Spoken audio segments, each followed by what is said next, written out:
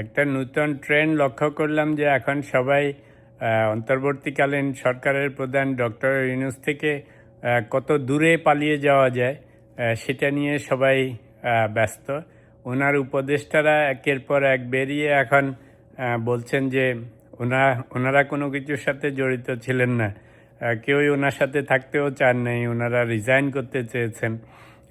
সবসময় এখন বেরোচ্ছে, এখন কেউ কিচেন ক্যাবিনেটের নাম দিচ্ছে, ইভেন কিচেন ক্যাবিনেটের সদস্য বলে আমি কিচেন ক্যাবিনেটে ছিলাম না, সেরকম ডক্টর আসিফ নজরুল বলেছে। তারপরে বাণিজ্য চুক্তির সাথেও কেউ ছিল না। ইদানিং আজকে আবার দেখলাম আমাদের বিখ্যাত সাংবাদিক ইলিয়াস হোসেন সবার কাছে মাপ চাচ্ছে যে ডক্টর ইউনূস সম্বন্ধে ব্যাড জাজমেন্ট হয়েছিল। তার আগে তো পিনাকি বাবুও চেয়েছে। এখন দেশের বিদেশের সমস্ত লোকজন রাজনীতির হেন কেউ নাই যে ডক্টর ইউনূসের কথা মুখে আনতে চায়। সবাই ওনার থেকে 1000 মাইল দূরে চলে যেতে চাচ্ছে। ওনার সাথে উপদেষ্টারাও যাদেরকে এনে এনে বসিয়েছিল তারাও সবাই এখন যত দূরে চলে যাওয়া যায়। একটা ইন্টারেস্টিং ব্যাপার হচ্ছে ডক্টর ইউনূসকে যখন প্রথম প্রধান উপদেষ্টা হিসাবে চুজ করেছিল বা করতে যাচ্ছিল রিউমার, সেই সময় আমার ভিডিও দেখলে দেখবেন আমার মনে হয় আমি একমাত্র উল্টা পার্সন ছিলাম যে আমি এটা সাপোর্ট করতেছিলাম না। আমি বলছি ইটস এ ব্যাড আইডিয়া। তো এখন দেখা যাচ্ছে যে আমার জাজমেন্ট ঠিকই ছিল, ব্র্যাগ করতেছি না, ক্রেডিটও নিচ্ছি না। তো এখন হয়তো বলবেন যে সবাই ওনাকে 5 বছর 10 বছর 20 বছর রাখার পরিকল্পনা করতেছিল, তা আপনি কেন উল্টা বলেছিলেন? তখন উল্টা বলেছিলাম এই জন্য, ডক্টর ইউনূস উনি বা ওনার গ্রামীণ ব্যাংক যে নোবেল প্রাইজ পেয়েছেন, সেটা উনি নোবেল প্রাইজ সাধারণত যে সমস্ত মানুষ শান্তির জন্য পায়, যে ধরনের মানুষ পায়, doctor Yunus was never like that.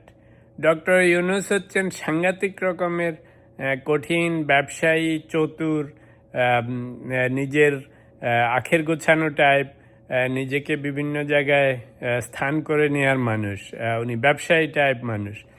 ওনার যে পরিকল্পনা দিয়ে উনি পেয়েছেন, তো ওই যে বলে না যে ভাত টিপলেই বোঝা যায়, তা আমরা তো ফাইন্যান্সের লোক, আমি জানতাম উনি কি সব কাজ কারবার করেন, এই যে মাইক্রো ফাইন্যান্স থেকে শুরু করে তারপরে ওনার নোবেল বিজয়ী হওয়া পর্যন্ত উনি যত কারুকার্য করেছেন এগুলি ঘটানোর জন্য, এবং পরবর্তীকালেও উনি সারা বিশ্বে যতগুলি ইউনূস সেন্টার এটা সেটা করে প্যাটেন্ট বিক্রি করে আমেরিকাতে ক্লিনটন থেকে শুরু করে হিলারি ক্লিনটন, দুনিয়ার সবার সাথে ওনার হচ্ছে যে উনি ওনার যত কিছু করলে ওনার উন্নতি হবে উনি সেগুলি করে থাকেন। উনি বিজনেসম্যান থেকেও বড় বিজনেসম্যান।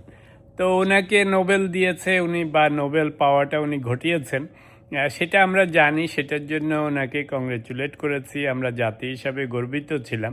কিন্তু আমার কোনো সময়ই মনে হয়নি যে he is fit for this position. কেন ফিট না? কারণ এই ধরনের চতুর মানুষকে দিয়ে, এ ধরনের স্বার্থপর মানুষ দিয়ে আপনার কোনো দেশের উন্নতি হয় না। আরেকটা হচ্ছে যে এরকম একটা নিরপেক্ষ সরকারের প্রধান বানিয়েও কোনো লাভ হবে না। প্লাস আপনাদের মনে আছে ওনার নিজেরই খায়েশ ছিল, উনি দল গঠন করেছিলেন, পরে শেখ হাসিনাদের দাবরানি খেয়ে দেশ থেকে পালাতে হয়েছিল। তারপরে ওনার বিরুদ্ধে কত মামলা মোকদ্দমা ছিল, কর ফাঁকি থেকে শুরু করে হেন কিছু নেই। তো এরকম একটা লোককে দিয়ে আপনি বিপ্লবের পরে কিছু একটা ভালো ঘটাবেন, সেটা আমার কখনোই মনে হয়নি। ওই যে ধরেন আমাদের দরবেশ ছিল সালমান রহমান, তো এরা দাড়ি লম্বা হইলে কি হবে, দাড়ি সাদা হইলে কি হবে, এরা হচ্ছে চতুর বিজনেসম্যান। বাংলাদেশে হেন জায়গায় নাই, হেন ব্যাংক নাই, এরা দুনিয়ার অপকর্ম করেনি। তারা তো আসলে দরবেশ না, তারা হচ্ছে ব্যবসায়িক, স্বার্থান্বেষী, স্বার্থপর, সুযোগ সন্ধানী। এইসব লোককে দিয়ে আপনি যখন দেশের নতুন ধরনের কিছু করতে চান হবে না। সেই জন্যই যখন ডক্টর ইউনূসকে প্রথম চুজ করতেছিল, ওনার নাম প্রপোজ করতেছিল, আমি তখন অনেক ভিডিও করেছি, কেউ যদি কষ্ট করে আমার টাইম লাইনে যান সেই সময়কার দেখবেন। আমি এটা কখনোই পছন্দ করিনি। আর এখন দেখেন, এখন আমাদের সেই ইলিয়াস হোসেন, পিনাকি বাবুরা যারা সবসময় বলতো 5 বছর 10 বছর 20 বছর লাগবে, দেশের জ্ঞানীগুণীরা বলতো কত মানুষকে শুনেছি যে ওনাকে একেবারে 20 বছর ধরে রেখে দিতে হবে। আমার মনে হয়েছে ওনাকে দিয়ে 20 দিনও সেফ না। তারপরে ওনার আমলে শুরু থেকে কত বলেছি যে ভাই একটা নির্দিষ্ট স্ট্রাকচার দাও, একটা এজেন্ডা দাও, কি করবা দেশের জন্য, কখন ইলেকশন হবে, কখন অন্যান্য সংস্কার হবে, কাকে দিয়ে হবে, এগুলি সব রূপরেখা দিয়ে দাও। কিছুই দিচ্ছিল না, জানতাম এরকমই পড়বে। তো এখন দেখেন, এখন কেউই ওনার ধারে কাছে থাকতে যাচ্ছে না। এখন নোবেল লরিয়েটের নাম শুনলেই সবাই পালিয়ে যাচ্ছে। এক বাণিজ্য চুক্তি হয়েছে, এখন কেউ জানে না। ভাবখানা এমন এটার সাথে কেউ ছিল না। অথচ গত 1.5-2 বছর ধরে এই সমস্ত উপদেষ্টারা ফল খেয়েছে, ক্ষমতা ব্যবহার করেছে। এখন ওনারা কেউ কিছু জানে না। আসিফ নজরুলও জানে না।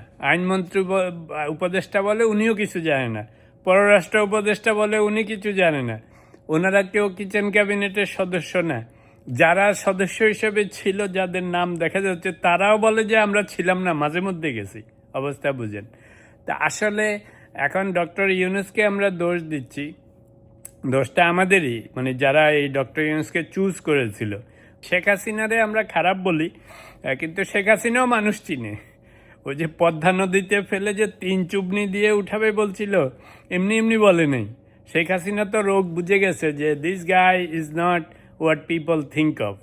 এই যে আপনার গ্রামীণ ব্যাংক থেকে শুরু করে, ওনার রাজনীতি করার ইচ্ছা থেকে শুরু করে, দেশে বিদেশে 100 রকমের বিজনেস, ট্রাস্ট, হ্যান ত্যান করে কর ফাঁকি দেওয়া থেকে শুরু করে হাজার জিনিস করেছে। দরকার কি ছিল ওনাকে আনার? বাংলাদেশে কি লোকের অভাব পড়েছিল?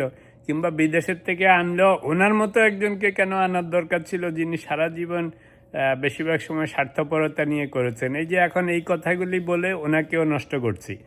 সারা বাংলাদেশে একটা মাত্র নোবেল বিজয়ী ছিল, বাবা এটারে আলাদা করে রেখে দিলেই হইতো। সারা জীবনে একটা নোবেল বিজয় আসছে বাংলাদেশে, এটারে এনে এখন এরকমভাবে বিতর্কিত করার কোনো দরকার ছিল? ডক্টর ইউনূসকে সারা বিশ্বব্যাপী দেশে বিদেশে সবাই যাও সম্মান করতো, নোবেল বিজয় ওনার নাম দিয়ে দেশেরও একটু সম্মান হতো। সেটা আমরা ওনার অন্যান্য জিনিস ভুলে থাকতাম, যে সবাই মিলে ওনাকে এনে বসিয়েছেন, কিন্তু এখন সব ওনার দোষ, নিজেদের জাজমেন্টের কোনো দোষ নেই। তা আমি 100% ওনাকে দোষ দিব না, বলবো যারা ওনাকে চুজ করেছেন তাদেরও দোষ আছে। কারণ আপনারাই তো এনেছেন, যেই বৃক্ষ রোপণ করেছেন সেই ফলই তো পেয়েছেন। কি বলেন?